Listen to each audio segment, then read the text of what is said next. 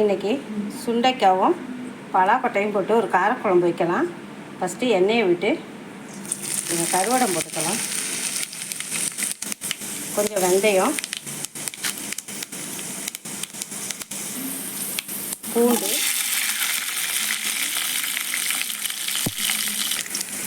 வெங்காயம்,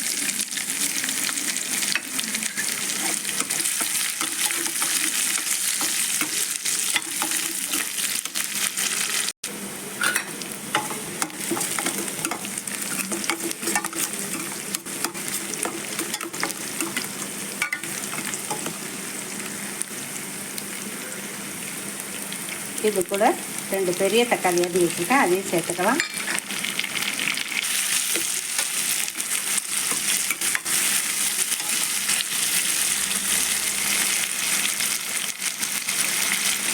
தேவையான அளவு கருவேப்பிலை, கொஞ்சம் மஞ்சள் தூள் போட்டு இதை எண்ணெய் பிரியிற முடியும் நல்லா வதக்கி எடுத்துக்கணும். தக்காளியை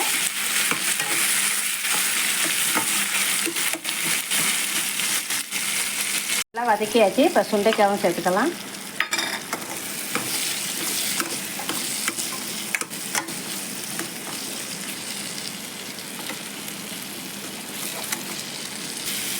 சுண்டைக்காவை நல்லா வதக்கிட்டிங்கனாவே அந்த வத்த குழம்பு வாசம் வந்துடும்.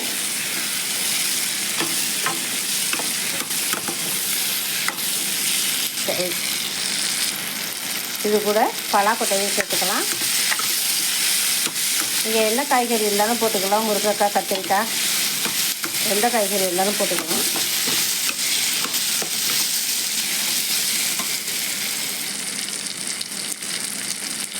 ரெண்டு ஸ்பூன் மிளகாத்தூள், வீட்டில் அரைச்ச மிளகாத்தூள் தான் அது.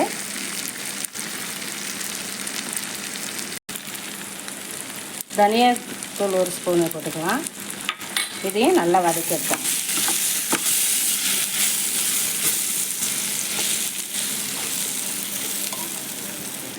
புளி தண்ணி சேர்த்துக்கலாம்.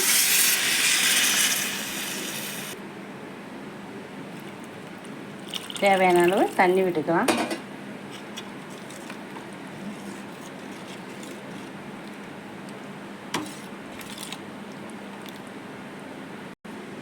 உப்பு.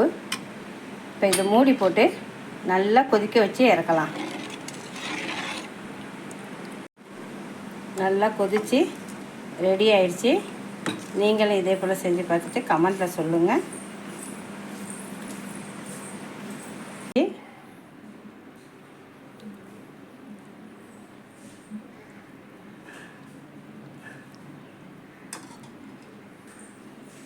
இதுக்கு நெய் விட்டு சாப்பிட்டா ரொம்ப நல்லாயிருக்கும். நீங்களும் இதே போல் செஞ்சு பார்த்துட்டு கமெண்ட்டில் சொல்லுங்கள்.